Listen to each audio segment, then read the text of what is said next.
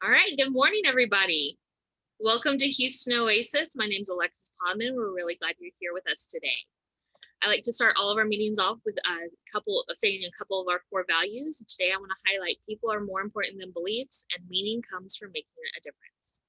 We've got a great lineup for you today.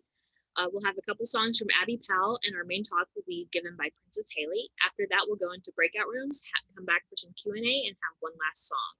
So let's get this morning started by welcoming an internationally lauded mezzo-soprano, Abby Powell. Good morning. I'm going to start today with two songs. Pardon me. I'm going to start today with two songs that are about aging, getting older, and the things that we want when we're dying. So just, little light death right off the bat. The first is an Irish, really well-known Irish folk song called The Last Rose of Summer. And the second one is by Aaron Copland. It's called The World Feels Dusty. It is an Emily Dickinson text. Okay.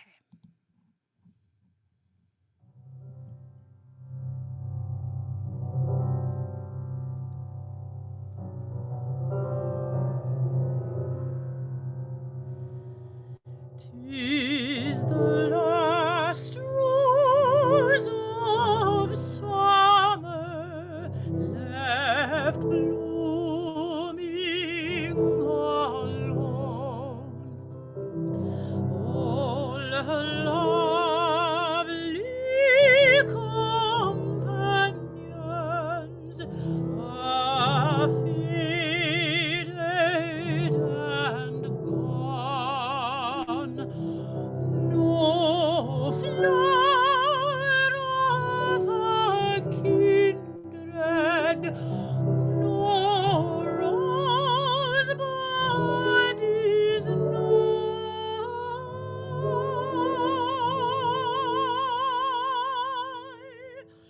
to reflect back her bushes or give sigh for sigh.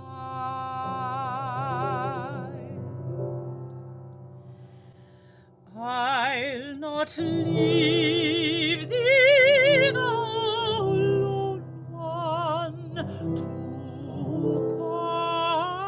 pine on the stem, since the lovely are sleeping.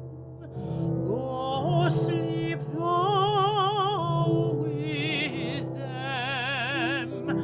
Thus kindly I scatter thy leaves o'er the bed,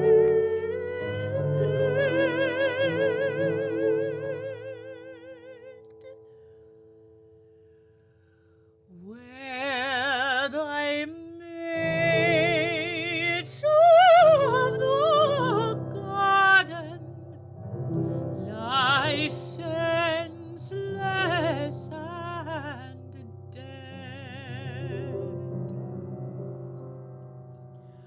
So soon may I follow when friendships decay, and from love's shining circle the gems drop away.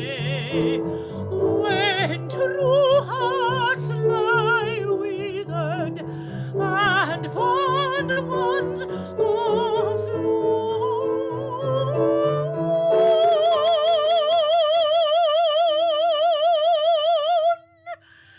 oh, who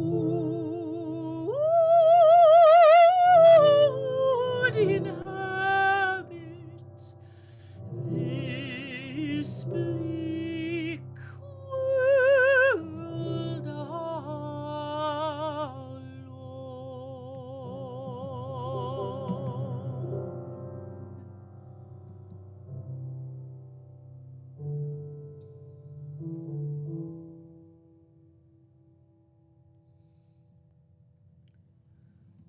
little more. I just have to adjust something really quick on my mic. Okay. Sorry, that's not the right one. Hold on. Give me 2 seconds. I'm sorry. I've got a little technical. Okay, here we go.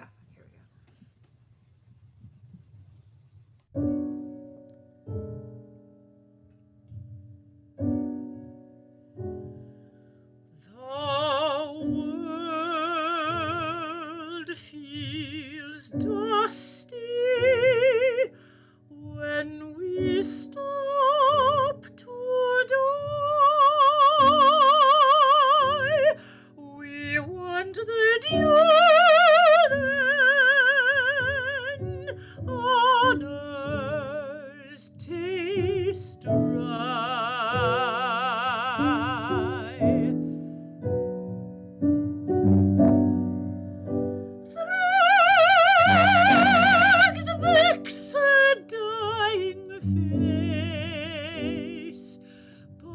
The least fan stirred by a friend's hand cools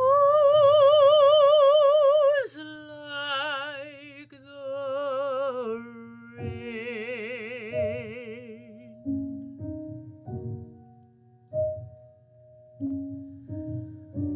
Mine be the ministry when thy thirst comes,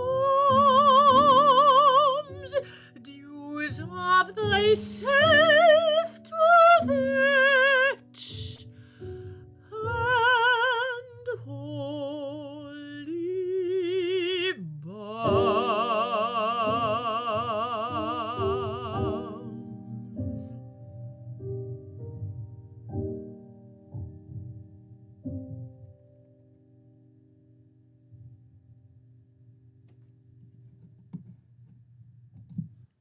Thank you. Fantastic. Thank you so much.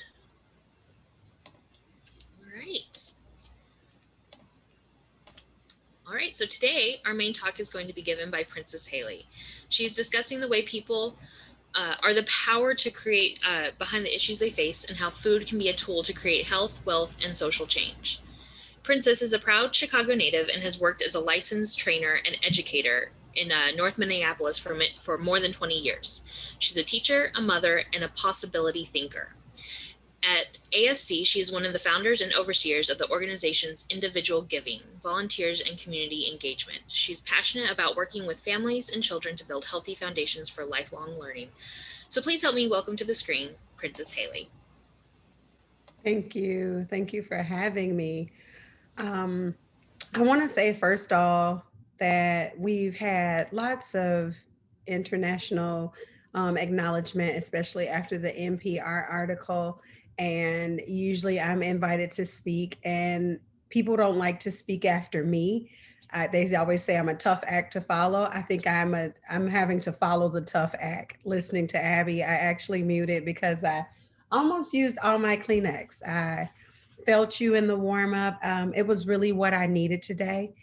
So I do want to thank you for that. So now I have to follow a tough act.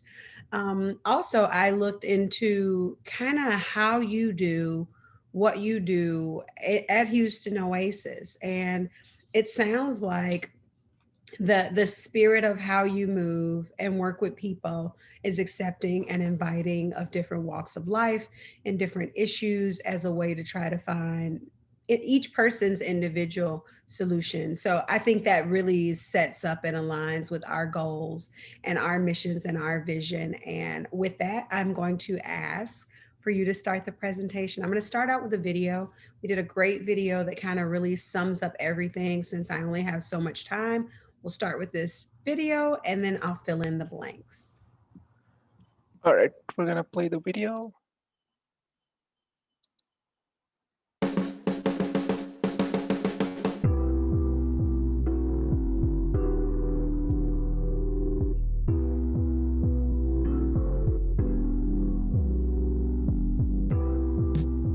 touches every aspect of a person's life, their ability to move through the world, their ability to learn and retain information. It's an opportunity to build strength and power in community. Appetite for Change is a nonprofit in North Minneapolis. We do social enterprise work around food justice. Our mission is to use food as a tool to build health, wealth, and social change. We were having a youth meeting Monday night like we always do. This is in a conference room on 1200 West Broadway where we have 25 young people in a room that sits 12. We all have to eat. Broadway had 38 places where you could get fried food, desserts, and chips, and they were like, no, we don't want that. The young people stormed out and counted the restaurants up and down West Broadway. They didn't know that there was anything other than what was being offered as options. Is this here because we eat it, or do we eat it because it's here? Mic check, mic check. I'm Princess Titus, and I'm one of the founders of Appetite for Change. Michelle, Tasha, and I have taken an opportunity to come together from 3 different worlds. We didn't go into it thinking we knew everything. We came up with a good framework of questions and were able to go to the communities in North Minneapolis and ask them, how do you feel about the foodscape? Dialogue about how food makes you feel, when food felt important, what meals did you cook, who did you cook with? If your underwear match your tennis shoes, that's fly. But what'd you eat today? Groups that are most able to come up with innovative, successful solutions to the challenges that they face are the people that face those challenges. Appetite for Change support food programs of all kinds. We have our Community Cooks program where we bring people together to cook, eat, and talk. When you're cooking a meal, you're creating memories and not really just connecting with the people you're with, but you're connecting with the food. In 2015, we opened Breaking Bread Cafe. Breaking Bread has a huge role within that West Broadway corridor. It's really been a staple in the community to give the community access to healthy food. Listening to the community, it gave them buy-in. Breaking Bread was something everybody comes to because it's something everybody worked on. We're trying to be different, trying to start a movement. Innovation is one of our core values. We're always willing to look at the system, look at the program, and make a change or tweak if we think that it's going to yield better results. You have to think of those things that people haven't done before and try them. Producing the Grow Food video, the young people wanted to get more young people interested in growing food. I look at it from each individual plate. How many meals has Community Cooks served? And how many meals has Breaking Bread served? And multiply that by how many people tasted something different. All of those ripples have gotten the North Minneapolis, I think, to the point where we're organized as a whole community. Food is the tool that creates health, wealth, and social change. And I feel like they're eating our food.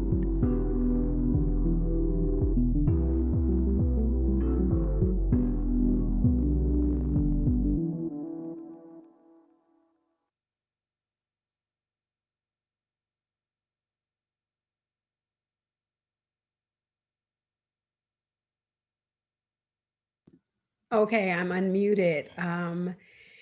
And since that we did that video, I've married, so I'm not that princess anymore. I'm Princess Haley now. And if you go to the slide after that, we actually, when we came together, it was the year after I hadn't met Tasha. I had met her little cousin. Her little cousin came to my home after I was working at a social enterprise called Better Futures Minnesota, working with men coming out of prison. And my caseload was primarily men who had taken life. And my 16-year-old son, who played hockey and helped me in the garden all the time, was hit by a bullet intended for another child, July 4th, 2010. And I didn't go back to the garden. And I grew an affinity for the sun and the sky. And the sun said to me, why'd you let your garden die? So when Michelle and Tasha, you see them to the left of me on the screen reached out and wanted to talk about food, I felt like the universe was already setting me up to do some healing in the land, to make sure that I wasn't eating that junky comfort food so that I could survive the transitioning of my son. If you look to the left of me, there are our three youth founders. That is my son, my older son, Jesse, next to me. That's Aisha, an Astound community member. And then that's Latasia Powell, Tasha's daughter. So those young people were also dealing with the traumas of losing multiple friends in the communities. My son went to her high school, and they actually felt like food was going to help fix these issues around having issues with police officers, bad situations in schools, economics, housing. They were connecting food to everything. So they helped also move our mission forward. Next slide. So we cooked and ate and talked with 400 community members about the change that they want to see. I'm a licensed educator. Michelle is a recovering lawyer. Latasha studied health. So we all knew we had answers and solutions, but we knew that we knew that we didn't know what we didn't know. And that in order to find out what we didn't know, we had to talk to the community. Next slide. So that we, instead of having a survey, we actually invited people to cook and eat and talk with us. So we're welcoming people to the cutting boards with their hairnets and their rubber gloves to help cook a meal to share with each other, strangers, and those strangers become family members. And when you and I have cooked the cornbread, Abby, I'm going to use you as an example. We pop up, we're in a basement of a church and we're cooking the cornbread because you like cornbread, I like cornbread, and it's good. Now we're family, and we've created something that people are going to put in their bodies. I believe that food is also the currency of trust. Next slide. So they made community cooks one of our, they wanted us to make community cooks one of our programs. So it's our community organizing program. And then we have Appetite for Growing, where we're growing on 7 urban lots in North Minneapolis in order to try to create a mini local food system. Next slide. Our other program is, and these are just the young people at the West Broadway Farmers Market, where we're the primary vendors aggregating produce from 17 other farmers who don't have enough time or resources to grow the food, pick the food, and sit at the market and sell it. So we aggregate that produce and then give our young people employment opportunities to sell that produce at the farmers market, to put a new face on the food that you're eating, to put a face with your grower. Next slide. Then we have a youth training and opportunity program. Our young people are gang and clique affiliated, juvenile justice involved, truant, homeless. They have health related issues. So we're working with those young people that other youth organizations don't want to work with, the ones that have you turn in your grades to get the job. We're working with those young people that don't. And those are the young people who organized and raised $120,000 to create the first sit down restaurant in North Minneapolis in the 25 years that I've been there on West Broadway. Next slide. We also have Northside Fresh, which is our collation of 36 community partners who also work towards fresh food and food advocacy. So we're at the Capitol. We got the staple food ordinance changed, where we're expecting, if they're expecting corner stores to accept SNAP and EBT benefits, and participants who get those benefits can't buy certain foods like shrimp or steak, then why is it that the corner stores can only sell chips and pop? So we're expecting them to sell fresh produce, whole grains, and we got that law, as well as some other laws changed within our Northside Fresh efforts. Next slide. The Youth of the Truth, this is actually my 15-year-old daughter. This is Princess Junior, and she works at Appetite for Change now. And we really 100% believe that the youth are the truth, because when we organized with all these community members, 80 of them were young people. And after we cooked and ate and talked and harvested this information, the 80 young people kind of hung around without being paid and wanted to help us make sure produce was in the corner store. So they were volunteering their time. And as we were feeding them food that we had grown, the mindset changed, the internal environment changed, and they, instead of hanging on the corners after school, they wanted to come and hang out with us so that they could change their external environment. And some of the questions they were asking is, are these 38 fast food restaurants here because we like this food, or do we like this food just because it's all that's here? And who put it here? Who got to make that decision? And how can we make the change? Some of the successes, I believe, of our youth training program are the Breaking Bread Cafe and Catering. They didn't do that in a silo. The ideas came from those community members, but the youth were definitely the mobilizing effort behind it. There's a viral video, Grow Food. I think it showed that in the video. I didn't have time to show it, so I want everybody to kind of just make a mental note if you want to have something that's very age appropriate for all ages. Grow Food is a great video just talking about how you can grow food in an urban area. Trap or Grow was a question going out to young people who are witnessing counts of violence in urban areas, that you have a choice on a corner. You can grow food on a corner, or you can trap on a corner. And then A Day in Advisory was a silent film that just talks about what our young people endure. This was created around I want to say maybe after the transition of Jamar Clark and Philando Castile. Like, all of this happened maybe within the Jamar Clark shooting happened less than a mile away from where Appetite for Change is. So our young people were impacted a lot, and they used food to talk to people at the Department of Education in Minneapolis Public Schools about the number of police officers in high schools. And they had a solution for that. They didn't get it changed that year, but they did get it changed after the George Floyd murder. So this is what food brings people together to do. Next slide. So this is basically how we're trying to impact the food system. We're doing some of the processing, the growing, the creating. We have a Kindred Kitchen, which is our shared kitchen incubation space for people who want to start food-based businesses. We're running the farmers market, community cooks. We're growing our own food. We have our own cafe, our own catering. And this is our, like I said, our effort to try to change the food system now within both of the pandemics, having our grocery stores closed and acknowledging that people often within trauma go back to eating their comfort food.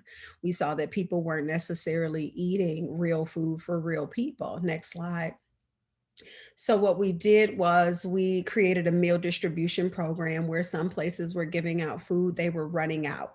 So instead of us opening our doors and, putting our staff in, the public view so that they could maybe, we didn't want them to contract COVID, basically wanted to follow the safe social distancing measures, but we were able to cook real meals and get them out to the places that were already distributing.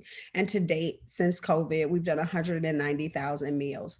And then instead of doing community cooks, we would cook and eat and talk 52 times a year. So that's like once a week, we were cooking and eating and talking about social change, cooking with new moms, talking about how doctors prescribe them narcotics during their pregnancies and what could they use as alternatives. So now we're mailing, door dashing those boxes out to community members, and they get 2 recipes with them. So far we've done 83,400 meals within our community cooks meal box. And within our garden, I was able to, after the murder of George Floyd, safely engage 55 volunteers doing 700 hours of volunteer time just to offer an opportunity to do some healing in the garden.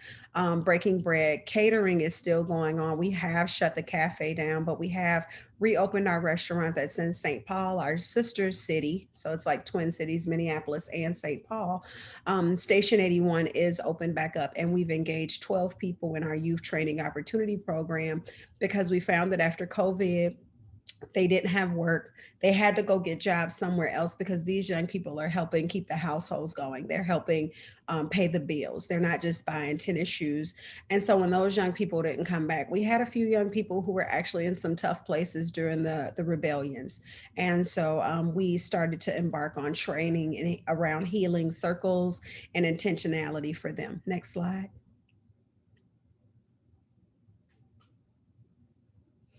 So these are just pictures of us delivering our meal boxes. We also did 7,000 meals to Hennepin County Health Heroes, so people who were on the front line working in the hospitals, and that was with a partnership with Minnesota Central Kitchen. So we had to pivot, we had to be innovative, and the community wasn't responding because they were dealing with the trauma. So instead of listening to their voices, we actually just paid attention to their behavior and saw that the shelves were empty of raviolis and ramen noodles and still full of vegetables. So we still wanted to work to get real food into real people. Next slide. These are our meal boxes. I showed you one of my cards. I get a meal box. I'm always so excited. I think the last thing I made was like the black bean veggie burger, and it was a really big hit at the house. And if you go to our website, I'll share that link. But we've got some stories up around how families during this time of just being in a house with each other and having a socially distance or finding cooking is being very enjoyable. Next slide. So, real food for real people, that's what blurs the lines. When you're meeting that basic need, it's not about the box that you check or how you identify or the zip code. Houston Oasis is just a great example. It's not about the zip code that you live in or your socioeconomical status. It's about, can you get real food to real people? So, I want to invite people to check us out on Facebook, Instagram, or Twitter. That's a way we've been allowing people or asking people to volunteer and just share our word if you believe in it and help us spread our message. You can go to our website and sign up for our newsletter. Some people also go on our website and say that they want to volunteer. I have some mentors who are helping me within the development of my new position who are not in the state of Minnesota. So you can share your time, talent, or your treasures. If you want to reach out to me directly, which I always love, I always like to make time for each individual because that's where I learn and I'm developed and I'm able to continue to make connections. There's my email address, princess@afcmn, like Minnesota.org. And then I want you to get some time to check out those videos on YouTube that our young people have done. Next slide. It's my favorite slide. I feel like we're always better together. I really am grateful for this opportunity to speak, understanding that what we've done was not about me, Tasha, or Michelle. What we did was created an opportunity for people to operate within their own power, and we just gave them the platform. We just rallied the troops and bought the food and bought it in and created a savvy way or innovative way to get people to let their guards down and share their true stories around cooking. You hear so much, and then you can ask the real questions like, what are you afraid of, or why do you eat this, or what's your goal for your life, or how do you feel about your parenting? Like, the conversations range so widely when you're at the cutting board, when you're in the garden, and when you're at the kitchen table. So I just want everybody to remember that your health is your wealth. Where we were working on, generating revenue for community members around food-based business, it really, what's wealth really looks different looking at the COVID-19 situation. So your health is your wealth, and I feel like we are all better when we're together. Thank you for listening. Thank you for being here. Yes, absolutely. We're all better together. So thank you so much for being here.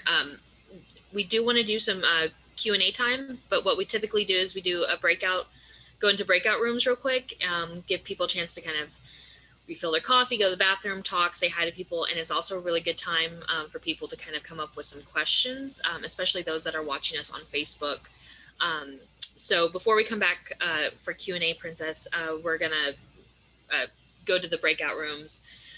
And so Abhishek should be getting the breakout rooms here in just a second. And if you're joining us on Facebook, this is a great time to get those questions in so we can get them over to Princess after the break. And if you don't want to join a breakout room, you can hit later, go get yourself some coffee, go to the bathroom, chill out for a little bit. We are out. Right.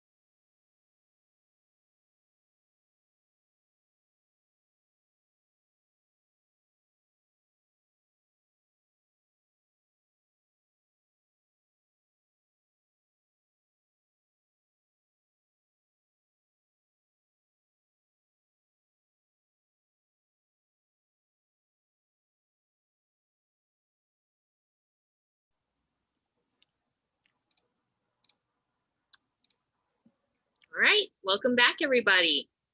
Hopefully everyone had a good break, came up with some good questions. So we'll go ahead and just jump right into them, if that's okay with you, Princess. All right, I think you are, I just, go ahead and do it again, because I jumped the gun. That's fine. I'm ready. All right, first question is from Sarah. This organization looks like it's promoting vegan eating, or is that just for wishful thinking?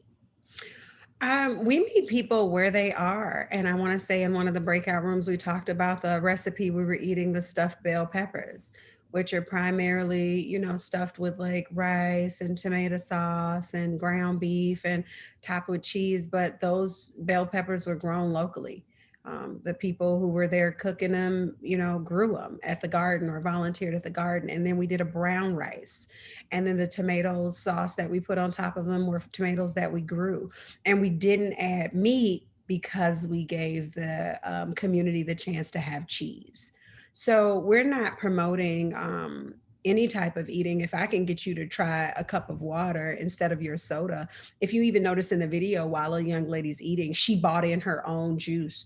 We don't judge. We meet people where they are. But we are saying that you should double up on your veggies and consider the food pyramid, the old food pyramid, a myth, because it would say eat fruits and vegetables. And so you want to eat a vegetable before you eat a fruit, because often people eat a fruit and then think they don't have to get to a vegetable. So really it's thinking about your thinking when you're eating and seeing how you're feeling when you're eating it. But we're not promoting it one way and another, because people are in so many different areas in their food journey. My daughter, Princess Anne, says eat peace food. A piece of what you grew up eating, whether it's unhealthy or not, don't judge it. A piece of what you know you need to sustain your body. So vegetables, water, and then be at peace in your mind with what you're feeding yourself. That was a great question. All right, we don't have any more typed questions. Do we have anyone who wants to ask their question out loud? All right, Johnny, you have a question. Okay, yes. Thank you so much, Princess. Really, really enjoyed your talk and encouraged by the work you're doing.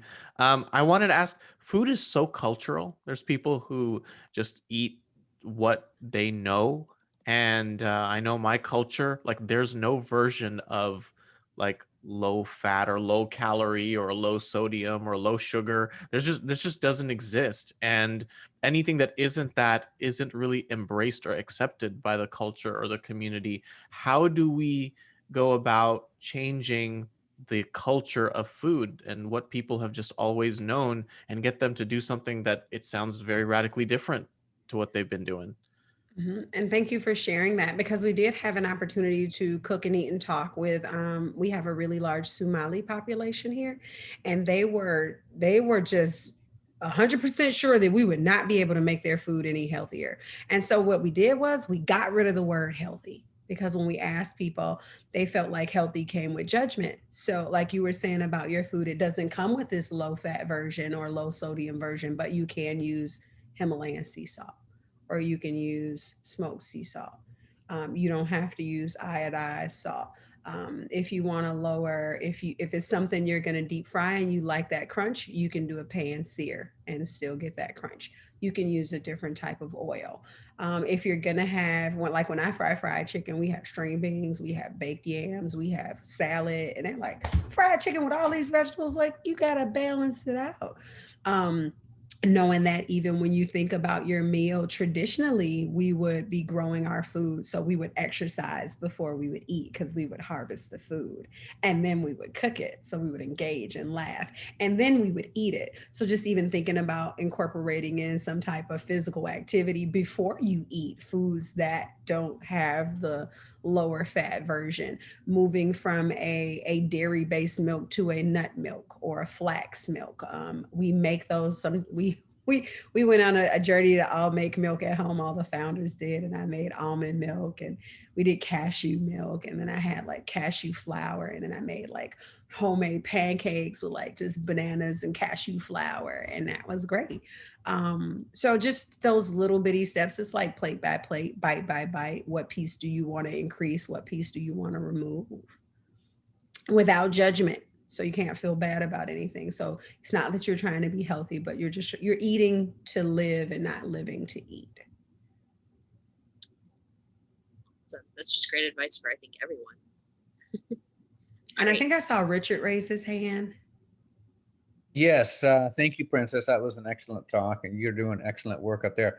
What other communities have you been in touch with, maybe in other cities or something like that, that have, that are doing similar things or have adopted your model, or they're expressed interest in your model? I can't even name them all, but I will give you from as far as we've been to back. So there was some schools in France who did a claymation from our Grow Food video, and we met with them over Skype to talk about how we did this video with young people. There's a social gastronomy movement that took two of the founders to Chile, where there's an international movement to talk about, they call it social gastronomy, but we call it, using food as a community organizing tool. So it's the same thing. And they both had to have translators. And so we've went as far as there. And then in the US, we've been to the Detroit Black Food Security Network. We've had our youth organize with the youth in Flint before everybody knew Flint had water issues. We've taken the youth up to the Nisqually tribe in Seattle before there was a Standing Rock. These young people had issues around the government coming in and wanting to remove oil from their land. So it hasn't just been about food. We've been to New York with our young people, to Atlanta with our young people, so they could learn to grow food in different ways. And then one that sits kind of closer to Minnesota and closer to my home is that we had a response to our Grow Food video where some kids, primarily white kids in Rochester, Minnesota, did a video called We Grow Food Too. And it let us know and let our kids know that not just kids in the hood or Black kids have food access issues. So food is really connecting us and getting us to see that we're more alike than different, but that's how far spread it's been. Currently, Leah's Pantry, which is a trauma-based nutrition program, is about to use our model here in Minnesota with their Red Leaf Center Mother and Baby program. We have connected with people in Los Angeles. I mean, not Los Angeles, New Orleans. And I think it's just that people don't think that that's all we did. Like, we've shared the model, but they don't know that if they cook and eat and talk, if you cook and eat and talk in Houston, you're gonna come up with different issues than us. And then you just have to organize and move around them. So they do it, and then they think they're supposed to come up with our answers. And so that's been one of the challenges. But our plan is to create a replicable model. And me as the licensed teacher, I want to be able to go around and train people to just get back to the basics and start back breaking bread. I imagine you've heard about the slow food movement. I guess that's a little bit more maybe on the consumer side, but I'd say that ties in nicely. They have a snail as a logo. And so, yeah, that's great. I used it and created a lesson called Go Food, Slow Food, and Whoa Food.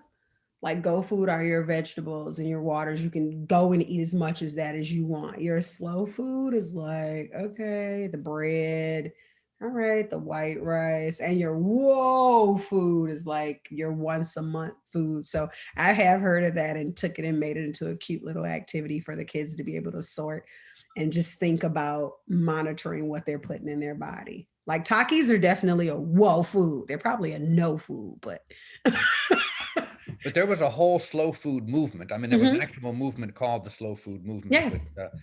Talking about knowing who grows your food. And I mean, if you don't grow it yourself, at least, knowing who grows your food and paying attention to where it comes from and all that kind of stuff. Yeah. So Thank you for sharing. I think trying to get rid of Takis might not go over so well. I know. My daughter, she's addicted. She's like, I'm addicted and my stomach hurts. She's like, and I have a headache and I'm going to eat 2 more because I can't stop because I'm addicted. You're gonna eat them. But at least she knows that she's having that situation. So now she eats her Takis. She gets a small bag. So that's a plus. She puts them in jalapeno peppers with like non-dairy cream cheese. So she's getting a vegetable, she's getting a non-dairy cream, and then she's getting her piece food, I guess. Awesome. What is that? Susan, oh, Takis? Yeah. They're like little hot fry things. Ugh. With lots of red dye. So definitely driving our kids crazy. All right. Abby had a question. What is your favorite recipe? My favorite recipe is potato and kale soup. It's like that Super Toscana soup that they sell at Olive Garden. But I usually, like, if I'm making a big soup for people that are coming by and I don't want to do meat because I don't know if people are going to be vegetarian or vegan, I can always use kale and let that boil a little bit. I don't have to let it boil for 6 hours the way my grandmother used to boil greens forever so they could get tender. And then I boil like some purple potatoes and some white potatoes separate. I mix them together. I add a little yeast flakes, a little sea salt, a little black pepper. And people are like, what? When are you making that soup again? Most of my favorite recipes are the simpler ones with like 5 ingredients. I also love a good kale salad. Give me some kale, some cranberries, some sunflower seeds, some pickled purple onions, and make me a little orange vinaigrette. I love that too. But those are my favorite. Everybody loves my kale soup. And they never know that there's not supposed to be meat in it. All right. I know Paige has a question. I'm going to get to her after this one other question in the chat. What about canning for storing what you grow? So with canning this year, we connected with a young lady from Blake School who created an organization that was in response to COVID called Coinmaton. And we had a volunteer at Appetite for Change who was interested in creating a canning class and teaching this class through their platform to our participants so that we could like store up some food. And we didn't get a good response from it. And I don't know if it was because she didn't look like the population that she was talking to, or it wasn't marketed well. Like I blanch, I freeze. So again, meeting people where they are. Some people like Nairi, like the lady who's foraging in the garden and saving elderberries now, but back in the days didn't want to hear nothing about fresh fruits and vegetables. She's doing it. And so what we've thought about is how do we get someone who's from the community, either an elder or a young person who looks like primarily the community that we serve, which is mostly Black people and people under the age of 18, to do this video about canning, just like they did the video about growing food, because then people will think it's something we do. Often you just buy into the commercial that the world tells you, like the world tells us, you know, Black men are scary and they're all violent and Black mothers are abusive and we don't eat real vegetables and we don't can. And my grandmother canned chow chow and okra and you name it. And chow chow was just like scraps of vegetables in a little vinegar, but she wasn't wasting anything. And so, and cucumbers to make pickles. We do have Dee Dee Fuller. I want to say she's like 22. She grows her own food and she makes like jellies and does canning and sells that at the farmer's market, but it hasn't been as widespread as we like to see it. But I know all 3 founders are blanching and freezing and canning to preserve. All right, Paige, you have a question. I just wondered whether you had also explored venturing into recommending, like, I don't know, can you grow fruit trees up there? I've seen a pear tree, and forgive me for whoever this person was, but they cut it down. Oh dear. Well, So we're I so know. lucky down here that we can grow lots of fruit trees. Mhm. And I've been on a vain mission to try to talk like the Parks Department or different churches into Right. planting trees where people walking by can pick an orange or something like that. And you know, there's so much public space where instead of planting a pine tree, they could plant an apple tree down here and teach kids as they're growing up where their food comes from. And they say, oh, look, it's on that tree. I'm lucky to live near an elementary school that has a big garden like that to teach the kids where foods come from. But I wish that the public agencies, because it would be as easy to plant something that you could eat as well as not. So. Thank you for that, Paige. And you know what? One of the efforts that we've been able to embark on, we found this out in the city of Detroit, that the parks are public space. And so we have within our urban ag bill got the city of Minneapolis to look at how best to use the corners of those parks where there's not quite the football field or the baseball field or the playground, and allow people to grow some food. So I appreciate that type of innovation is what we've seen lots of other cities do that are having food access issues. And you keep up your good work and you get some people to rally behind you. And if you ever need me where I can send you information about other bills in other states that have did it, just email me. I gave you my email address and I'll connect that, because sometimes it takes for other states or areas or municipalities to see that other people have done it.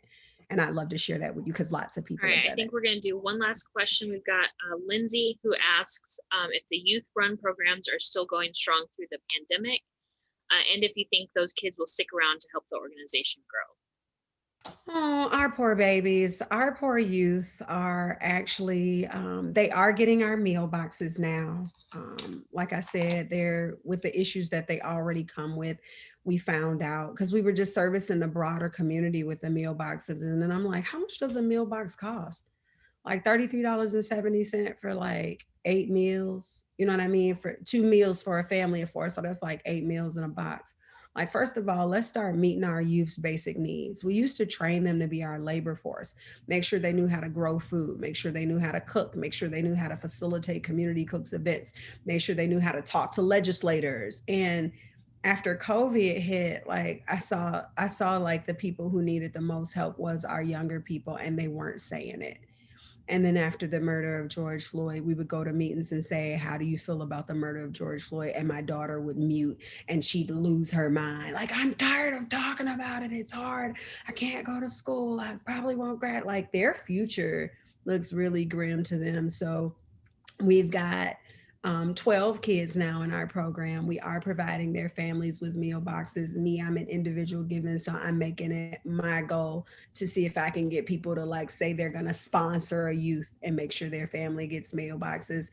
And they're doing intentionality training with Andrew Yu. And after intentionality, they're going to be doing some healing circles. So instead of us training them to do things, right now we're really just trying to help our young people get stable in their mind and in a stable foothold, because it's painting to them and everything's on the computer. So that's the challenge. They're not able to get out in nature enough. They're in school all day on the computer and then they go to work on the computer. But we're doing the best that we can by, like, some people are curating baskets, like love baskets. So like some aromatherapy or some crayons or some coloring sheets.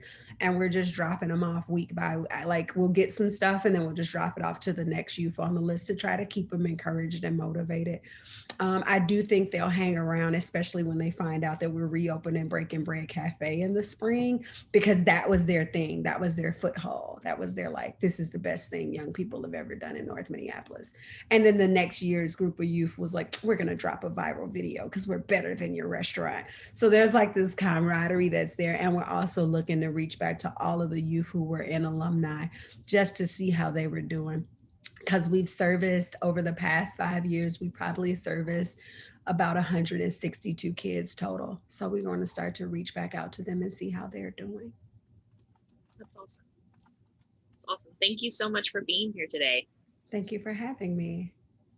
And if any of us wanted to get more involved, especially with your organization, that website would be the best way. Say just reach out to me, because I kind of know what I've talked about. And as we're restructuring the organization, I did mention in the breakout session that the three of us are founders, and Michelle was the executive director for 10 years, but about this being about diversity, equity, and inclusion. Latasha Powell is going to be our president of the organization now. So just to be able to show that type of equity, because Minnesota, like I said, ranks #1 in like the worst place for Black people to live over Mississippi and Tennessee. So as we embark on creating an equitable platform, we're making a lot of changes. And since we've started the relationship with me, I've dropped my email in the chat. I spelt it wrong. Look at me. But if someone wants to reach out to the organization, I would say let's just continue the relationship one-on-one. I hate for you to go to an automated platform and not get the right response. I'd love for you to hear from you and say, hey, it's Paige from Houston Oasis. Where's that information about who else is, planted these trees in park area? And then I can get that done for you.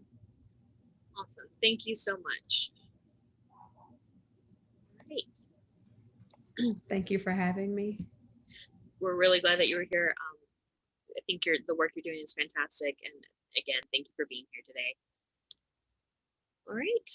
So before we have one last song from Abby, we are going to post the link to donate and sign up for our weekly newsletter in the chat windows here and on Facebook.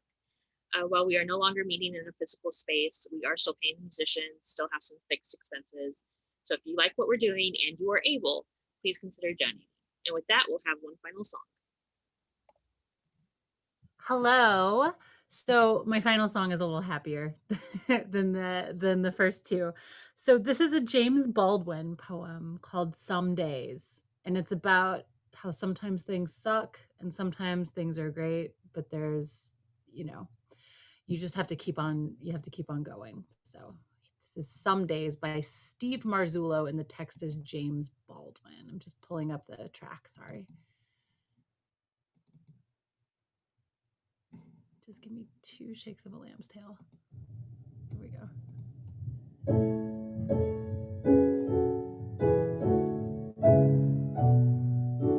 Some days worry, some days glad, some days more than make you mad. Some days more than shine. When you see what's coming on down the line.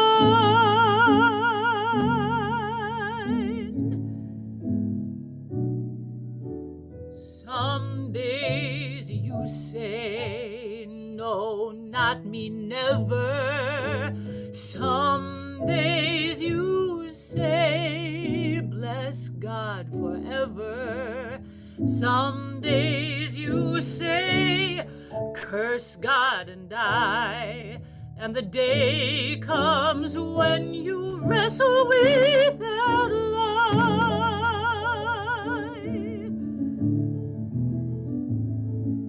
Some days tussle and some days groan, and some days don't even leave a bone. Some days you hassle all alone.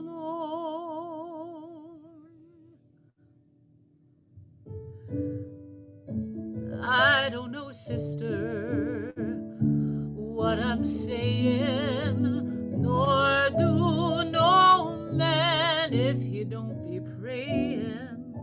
I know that love is the only answer, and the tightrope lover the only dancer. When the lover comes off the rope today, the net which holds him is how we pray, and not to gods unknown, but to each other. The falling mortal is our brother. Some days leave, some days grieve, some days you almost don't believe. Some days believe you, some days don't. Some days believe you, and you won't.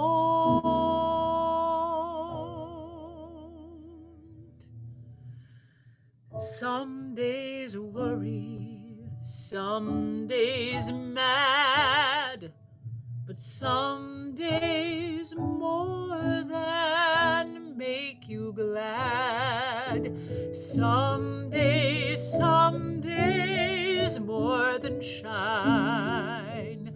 Witnesses coming on down the line. Witnesses voices coming on down the line.